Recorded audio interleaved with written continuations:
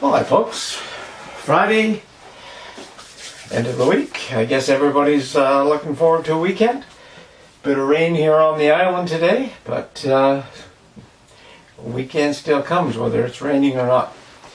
Today just a bit of a Friday serendipity into what's all the craziness that's going on. Where do we start? Why don't we start over in England? I see there have a lot of illegal immigrants coming in, and just so nobody gets upset about it, or they're not wandering the streets, they're housed in some of the luxury hotels in Britain, out in the countryside and rural areas and in the cities. And of course, the hotels are full, and Nigel Farage has been doing some good reports on it. I mean, he drives into a hotel, parking lot's empty, and the doors are locked, and no vacancy, we're full. And there's a lot of young guys walking around. It's really worth looking at some of his reports. He's there and explaining actually what's going on. Interesting thing is, he actually got a visit from the police in late one evening, basically because of some of his reporting. And it's a strange thing. Strange thing. I can't remember how many billions of pounds has been budgeted to this thing. And you have to sort of look at that and find out. Now we go down to Australia, take a real long trip. I think it's Melbourne, 6 weeks of total lockdown. Think about that. How draconian is it getting? 6 weeks total lockdown. And I think one person could go for necessities once a day or whatever.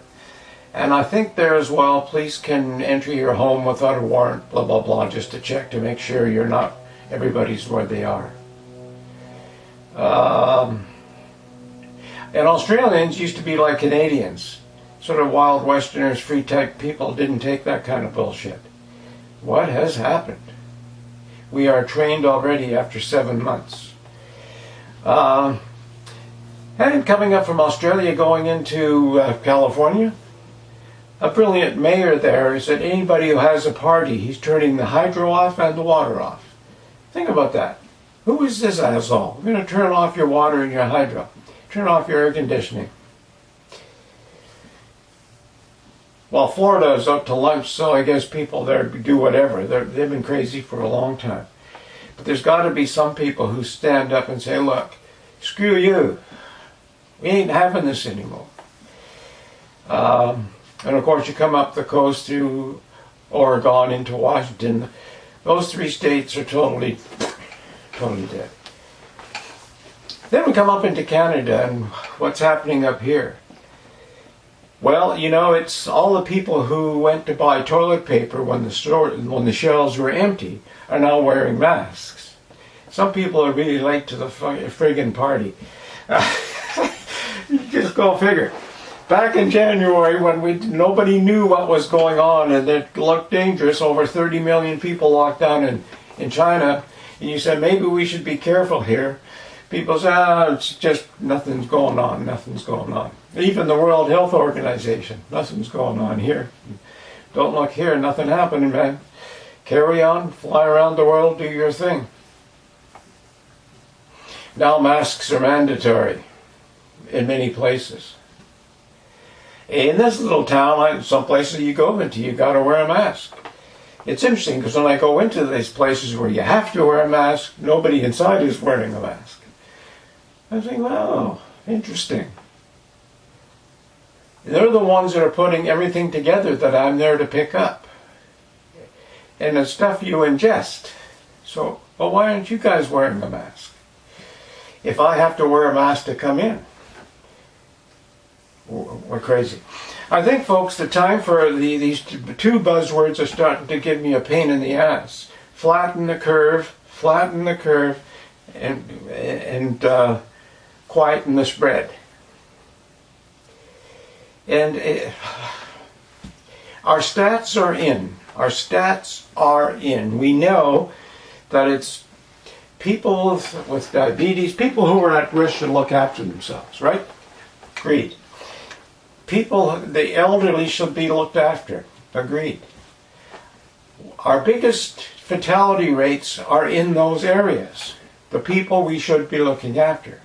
In fact, seniors and seniors' homes is where most of the deaths have occurred. Yet we're trying to flatten the curve out here. And nobody is taking responsibility for all those deaths in those homes.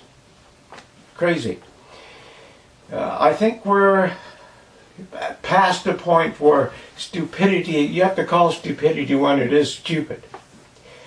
They're threatening to throw people in jail for opening businesses in some places still, while at the same time they're letting people out of jail. Think about that. They're letting criminals out of jail and putting non-criminals in jail because they're not obeying.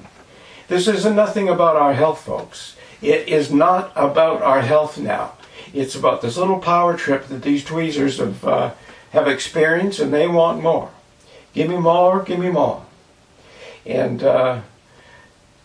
I think it's time people sort of stood up and said, whoa.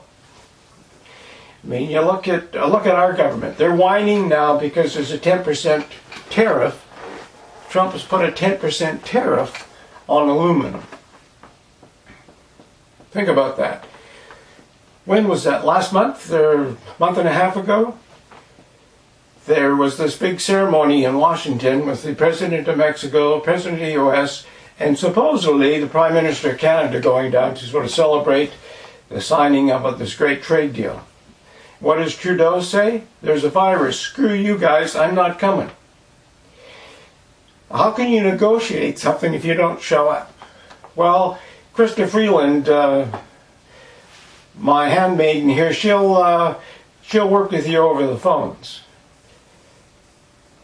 I mean, our leaders are totally, and not just in Canada, I think leaders all over are out to lunch.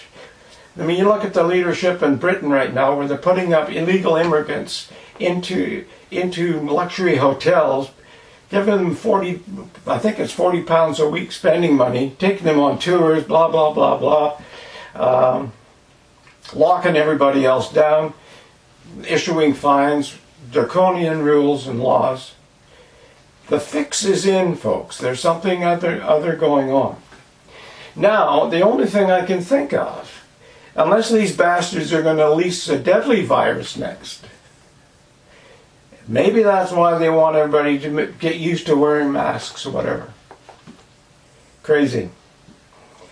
I watched an interview with a fellow who had spent 30 years with a corporation, provincial corporation, had a nuclear capability. They were doing industrial nuclear things like power plants, that sort of thing. And he's talking about masks. He designed masks.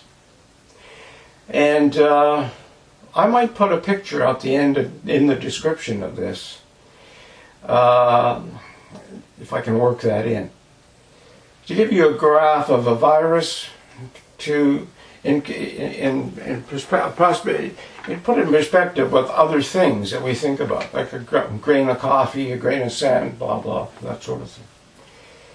And I was noticing another international company has got masks out now. But they have a disclosure, not for medical purposes, not to be used as protection equipment. So what the hell you got a mask for? Well, they have a logo on. They can put your logo right on your nose. And I'm thinking, 10 months ago, if you went into a bank wearing one of these masks, they'd have called the cops on you. If you'd have went into your corner store with a mask, they'd have called the cops on you. The guy behind the counter might have grabbed you for his waiting stick or whatever. But now it's sort of acceptable. We're a strange bunch. And the strangest thing is that we're just really, really buying into the buzzwords, buying into the BS, and nobody's questioning anything. The only thing we're doing is screaming at everybody else who isn't doing what you think we should be doing, and you started 6 months too late to do it if there was really a necessity. and crazy. It's a wonderful way to roll into weekend with those thoughts, but I think it's time people sort of use that old phrase again that a lot of people don't like, is give our heads a shake and say, hey, what are we letting these clowns do to us?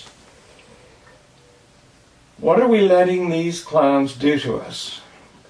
People are elected to sort of look after the place and make sure everybody is safe and secure as best as they can.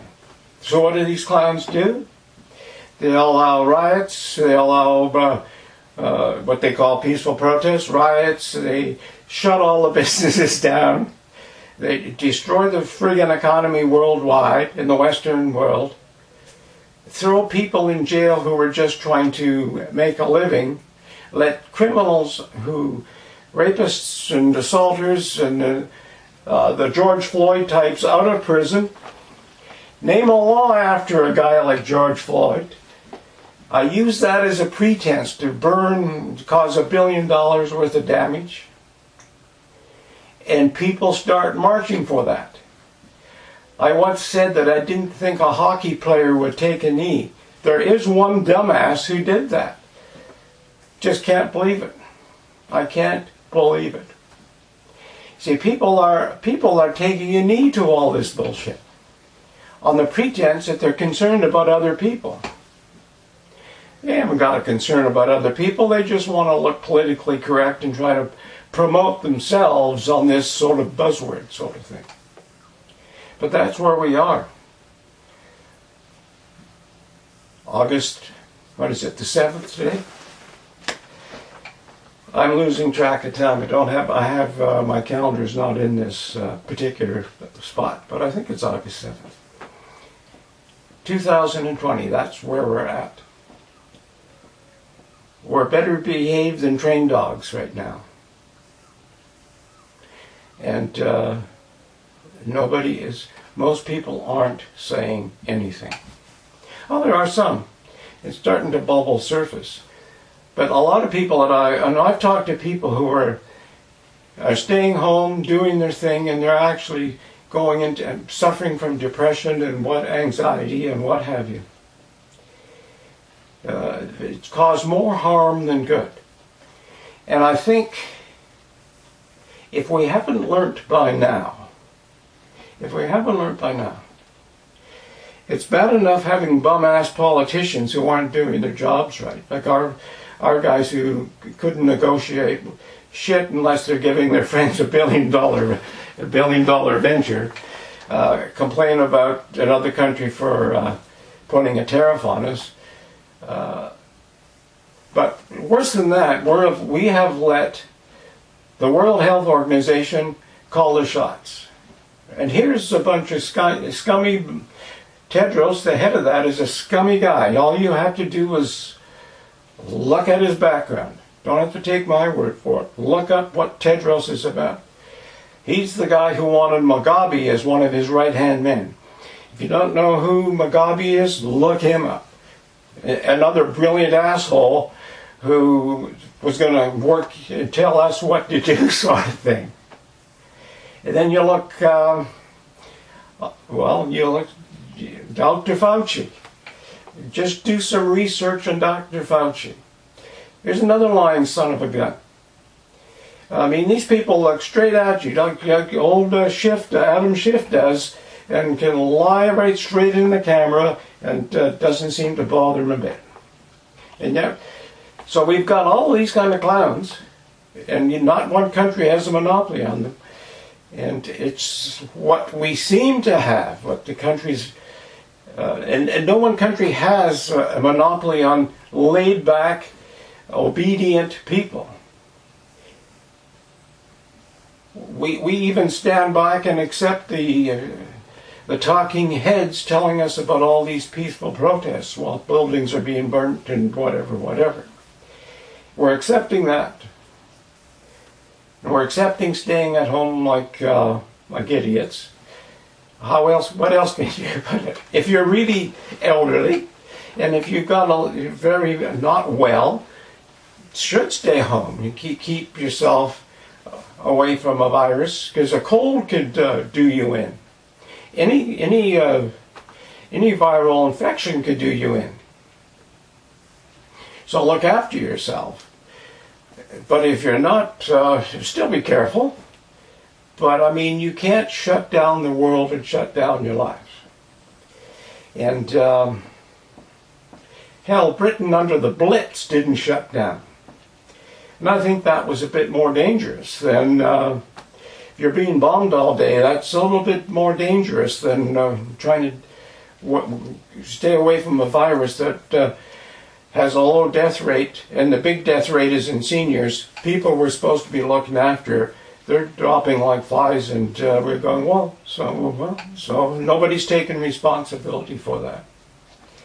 It's like in Lebanon. We should slip over there for this Friday. Everybody's now in the government is trying to pass the buck. I see they have some people who worked in the Port Authority under a house arrest because of their big explosion. And it turns out from court documents that for the last several years they've been asking the government to get rid of this shit. It's a hazard. And of course the government does nothing.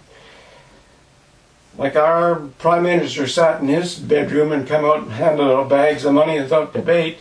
Didn't bother going to an important meeting with the President of Mexico, President of the United States, because hasn't got time with that. He's worried about the virus. We have weak leadership, folks. Weak leadership. But anyway, that's my ramble for Friday. And take care. We'll see you again.